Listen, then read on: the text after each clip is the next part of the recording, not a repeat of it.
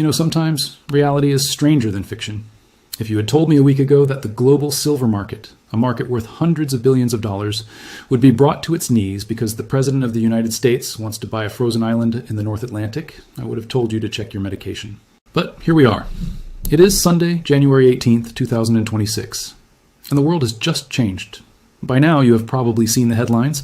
The mainstream media is having a field day. They are laughing. They are making jokes about President Trump trying to buy Greenland again. They are interviewing Danish politicians who are outraged. It is a circus. But while the media is laughing, the bullion banks in London and New York are screaming. Because buried in that tweet, hidden behind the headline about purchasing Greenland, is a single sentence that effectively destroys the logistical pipeline of the global silver market.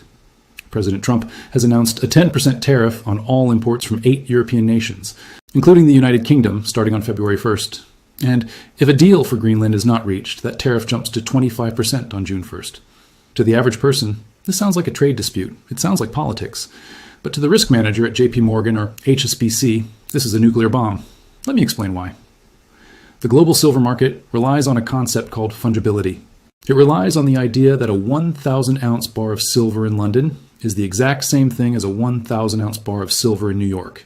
And more importantly, it relies on the ability to move that bar back and forth cheaply and easily. The banks play a game, we call it whack-a-mole. When the price of silver rises in New York because of high demand, the banks take silver out of their vaults in London, specifically from the LBMA, and they fly it to New York to flood the market and push the price down. Conversely, when London runs dry, which is happening right now due to the Indian and Chinese demand, they take silver out of the COMEX vaults in New York and fly it to London to refill the shelves.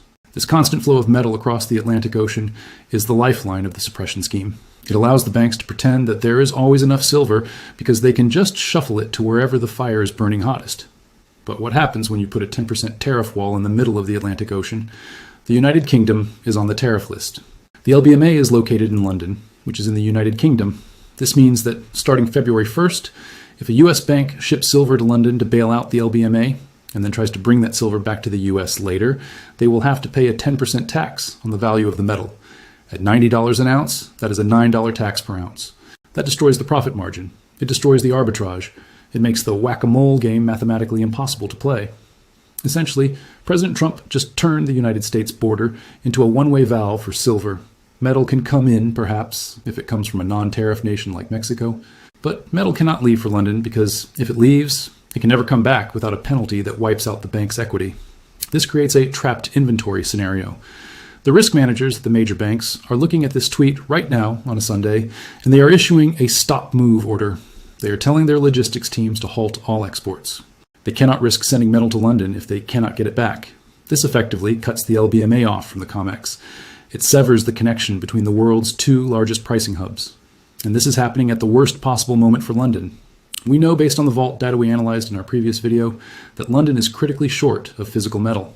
The flows to India and China have drained the LBMA vaults to historic lows. They were counting on the 4.2 million ounces that were withdrawn from the COMEX on Friday to save them. They were waiting for the cavalry to arrive from New York. But because of this tariff news, the cavalry is not coming. The silver that was supposed to fly to London is now grounded in New York. This transforms the Friday night heist we discussed yesterday. We thought that metal was leaving the country, but now it is likely stuck here. This is bullish for the U.S. price, but it is catastrophic for the London price. If London cannot get supply from the U.S. and they cannot get supply from the miners, where do they get the metal to settle their contracts? They don't. London goes into a physical default much faster than New York. The Greenland tariff is a black swan. It is an event that nobody predicted, nobody priced in, and nobody has a model for. The algorithms that trade silver are programmed to look at interest rates, the dollar index, and industrial demand. They are not programmed to calculate the impact of a real estate dispute over an ice sheet in the Arctic. This is why human analysis matters. This is why you watch this channel. The machine sees a trade war. We see a liquidity trap. The banks are now forced to make a choice. They have to choose which market to save. They can keep their metal in New York and let London burn, or they can send metal to London and trap it there forever, leaving New York exposed. They cannot say both. Because these banks are mostly U.S. domiciled or have massive U.S. operations, they will likely choose to protect the COMEX. They will circle the wagons around New York. This leaves the LBMA exposed to the full force of the Asian demand we discussed. The Shanghai vacuum is still sucking. And now, the New York spigot has been turned off. We are about to see a bifurcation of the Western silver market. We might see silver trading at $90 in New York and $110 in London, simply because the metal cannot move between the two cities. The law of one price has been repealed by executive order. In the next part of this deep dive, we are going to look at the logistics of the trap. We are going to explain the concept of the Roach Motel effect in commodity markets. We will explain why this tariff forces banks to hoard metal domestically, even if they don't want to. It forces them to become preppers.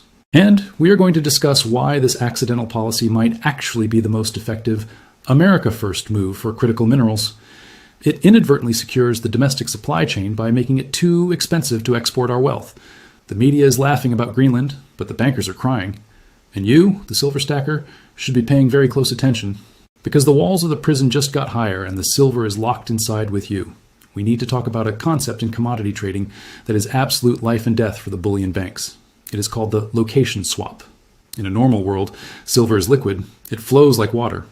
If JP Morgan has too much silver in New York and not enough in London, they don't just physically ship it immediately. They often do a swap. They trade ownership of bars in New York for ownership of bars in London with another bank. This system relies on the assumption that eventually the metal can be moved to balance the books without a penalty. It relies on the idea that an ounce of silver is worth the same amount on both sides of the Atlantic. But President Trump's 10% tariff has just destroyed that assumption. He has turned the United States bullion market into a roach motel. You know the old slogan? Roaches check in, but they don't check out. Well, now, silver checks into the US, but it doesn't check out. Here's the logic that every risk manager on Wall Street is grappling with this Sunday morning. Let's say you are a bullion bank. You see that London is desperate for silver. You want to ship 1 million ounces from your COMEX vault in New York to your LBMA vault in London to stop a price spike. Sending it there is easy. There is no export tax. You put it on a plane, it lands at Heathrow, and you save the day in London. But what happens next month? What happens when the COMEX runs dry and you need to bring that silver back to New York to settle a futures contract? Now, you have a problem. Because that silver is coming from the United Kingdom, it is hit with a 10% tariff at U.S. Customs. If silver is trading at $90, you have to pay the U.S. government $9 for every ounce you bring back. That $9 comes directly out of your profit margin. In the low margin world of bullion banking, a 10% hit is not a loss. It is a catastrophe. It wipes out the profit of the trade 10 times over. So, the risk manager looks at the spreadsheet and says, we cannot send the silver to London because once it leaves U.S. soil, it effectively costs us 110% to get it back. The silver is trapped. This destroys the whack-a-mole game we discussed. The banks can no longer smooth out the volatility. If London spikes to $120 and New York stays at $90, the banks cannot step in to close the gap because the tariff wall is in the way. This creates market segmentation. It means we are going to see wildly different prices for the same asset depending on where it is sitting. And this brings us to the accidental genius of the move. Now, the media is focused on Greenland. They think this is about ego. They think it is about real estate. But look at the effect of the policy, not the headline. By trapping the silver in the United States, President Trump has created a domestic strategic reserve. We talked in our previous video about the need to secure critical minerals for national security.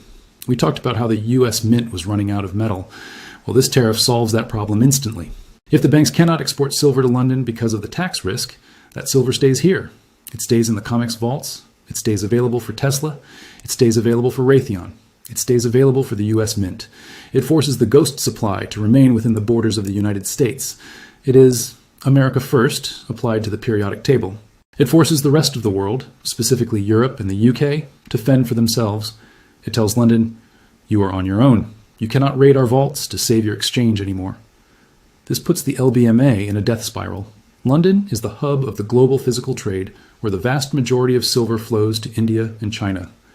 If London loses access to the US stockpile, they have zero buffer left. We know their vaults are empty. We know the float is gone. And now we know the resupply line is cut. This explains why the 4.2 million ounces that were withdrawn from the COMEX on Friday are so critical. On Friday, we thought that metal was leaving the country, but with this tariff announcement coming on Sunday, that metal is likely stuck. It is sitting in a warehouse near JFK Airport, wrapped in plastic, with nowhere to go. The owner of that metal has a choice. They can ship it to London and eat the future tariff risk, or they can keep it in the US and sell it to a domestic buyer. Given the uncertainty, the smart move is to keep it here. This means that the physical squeeze in the United States might ease slightly in the very short term. But the physical squeeze in London is about to go nuclear. And because silver is a global asset, if London breaks, the whole system breaks. You cannot have silver trading at $200 in London and $90 in New York for long. The panic will spread. But there is another layer to this logistics trap. It involves the refiners. Many of the major refiners that supply the U.S. market are located in Europe and Canada. If the tariff applies to any and all goods from these nations, then imported silver bars just got 10% more expensive. This raises the replacement cost for U.S. dealers. If APMEX or JM Bullion wants to buy silver eagles and the U.S. mint is closed, they often buy rounds from private mints, but those private mints buy grain from refiners. If the refiner is in Europe, the cost of that grain just went up by 10% overnight. That cost gets passed on to you. So even if the spot price stays at $90, the premium on physical silver in the U.S. is about to jump again. The dealers have to price in the tariff. This validates the $120 street price we discussed yesterday. The tariff acts as a floor for premiums. It bakes inflation into the physical product. We are watching the balkanization of the financial world. The globalized, frictionless trade of the last 30 years is over. We are entering a world of walls, tariffs, and trapped assets. In this world, having physical metal in your own possession is the only safety. You don't want to own a contract for silver in London if London can't get delivery. You don't want to own an ETF that stores its metal in a jurisdiction targeted by a trade war. You want the metal in your hand. The Roach Motel effect means that any silver that enters the U.S. financial system is never leaving. It is being hoarded by the state, by the banks, and by the industry. The logistics of the trap are perfect. It freezes the banks in place. It stops the shell game. It forces them to show their hand. And when they show their hand, the world will see that they are holding nothing but paper. In the next part of this deep dive, we are going to look at the London crisis. We are going to shift our focus across the ocean to the LBMA. We are going to explain why Monday morning in London could be the start of a historic default. New York is trapped, London is starving, and Shanghai is feasting. The logistics have broken. The price is next. We have analyzed the Roach Motel effect in New York. We have explained why the silver sitting in the United States is now trapped there by a 10% tariff wall. But to understand the full gravity of what happens when the markets open on Monday, we have to look at London. The London Bullion Market Association is the beating heart of the global physical trade. While the COMEX in New York is a futures casino, London is where the big physical deals are settled. For the last 3 years, London has been bleeding. We have watched a relentless exodus of silver from the LBMA vaults toward India and China. The inventory in London has dropped to levels that many analysts consider critical. The amount of silver that is unencumbered, meaning it isn't already owned by an ETF, is frighteningly low. London has been surviving on a lifeline. That lifeline was the ability to import metal from the Americas when things got tight. When the vaults in London ran dry, they could call up the bullion banks in New York to ship millions of ounces. And the banks would do it. They would execute a location swap to keep the game going. But yesterday, President Trump cut that lifeline. By imposing a 10% tariff on imports from the United Kingdom, he made that transaction financially toxic. No bank in New York is going to ship silver to London if they have to pay a 10% penalty to bring it back. So London is now an island. Literally and financially, they are cut off from the COMEX, they are cut off from the Mexican supply chain, and they are still facing the insatiable demand from the East. This creates a siege mentality in the city of London. When the sun rises on Monday, the traders in London are going to realize they are insolvent in physical terms. They have sold more silver than they have access to, and the backup supply from New York is not coming. This is the recipe for a local default. We could see a situation where the price of silver in London disconnects completely from the price in New York. We could see silver trading at $90 in the US, but $110 in London. Why? Because in London, the metal is scarcer. And because it cannot be arbitraged away due to the tariff, the price difference will stick. This kills the concept of a global spot price. If you have a price in Shanghai, a price in London, and a price in New York, which one is the real price? The answer is the one where you can actually get the metal. Before we go deeper into the mechanics of the London collapse, I need to address something important. We are boring currency. We are the original source of this analysis. We spend hours digging through data to connect the dots between geopolitics and finance. Unfortunately, we have noticed a wave of copycat channels popping up using the same AI Asian guy avatar. They are copying our scripts word for word and taking our research. I want to be clear, we have only one channel. It is this one. We are only on YouTube. We do not have a Twitter account or a Telegram for crypto. The other people using this avatar are not affiliated with us, and we do not take responsibility for their info. If you appreciate the work we do here, the forensic analysis and the deep dives, please help us protect this community. Go down to the comments section right now and type "Staying with the Original." Let the algorithm know that you are here for the real analysis, not the copy-paste imitation. Thank you, Now, let's get back to the crisis in London. The bifurcation of the market is a nightmare for the banks because it destroys their hedging models. Most banks run a global book. They might be long silver in London and short silver in New York. In a normal world, these positions cancel each other out. They are hedged. But if the price in London screams higher than New York, their hedge breaks. They start losing money on the spread. This forces them to close their positions. They have to buy back their shorts in New York and sell their longs in London. This creates buying pressure in New York. The tariff that traps silver in the US actually forces the US price to rise. The banks have to buy New York contracts to cover the risk that London blows up. So, the idea that trapped inventory would crash the US price is wrong. It creates a panic bid as banks scramble to rebalance their broken books. And let's look at the unallocated accounts in London. Millions of investors hold unallocated silver with LBMA member banks. This is essentially a fractional reserve banking system for metal. If London is cut off from supply, the risk of an unallocated default skyrockets. If you hold unallocated silver in London, you're basically holding a paper IOU from a bank that just lost its main supplier. When the market realizes that London is besieged, we expect a massive run on unallocated accounts. Investors will rush to convert their unallocated credits into allocated bars, but there aren't enough bars. This forces the banks to go into the open market and bid for any metal they can find. This is how a liquidity crisis turns into a solvency crisis. The Greenland tariff has exposed the fragility of the global system. It showed us that the silver market is not a unified ocean. It is a series of connected pools. London is now draining fast. New York is filling up with trapped capital that cannot leave. This makes the US market the most secure market in the world. If you own physical silver in the United States, you are holding strategic inventory. But if you own paper silver in London, you are holding a liability that is about to be tested. The divergence between the two markets will likely create chaos on Monday morning. We might see the arbitrage bots malfunctioning in wider spreads. This is what happens when the logistics break. The pricing mechanism fails. And remember the 4.2 million ounces we discussed in the Friday night heist? We can be almost certain that metal is now stuck. The owner of that metal is sitting on a pile in New York that they cannot export without a 10% loss. So what will they do with it? They will hold it. They will wait. Or they will sell it to a domestic buyer like Tesla or the US Mint. This implies that the domestic supply in the US might stabilize, but at a much higher price point. The tariff trap is the ultimate unintended consequence. A dispute over an island in the Arctic has triggered a meltdown in the city of London. It proves how tight the market truly is. In a market running on fumes, a tariff is a spark in a powder keg. London is burning, the bridge is cut, and the fire is spreading. In the next part of this deep dive, we are going to look at the Monday morning gap. We are going to analyze how the charts will likely react to this logistical nightmare. The system is fragmenting. The global order is dissolving.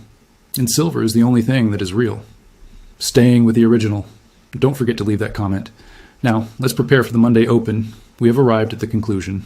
The world of silver we woke up to this Sunday morning is fundamentally different from the one we lived in on Friday. We have deconstructed the Roach Motel logistics and exposed the crisis facing the LBMA.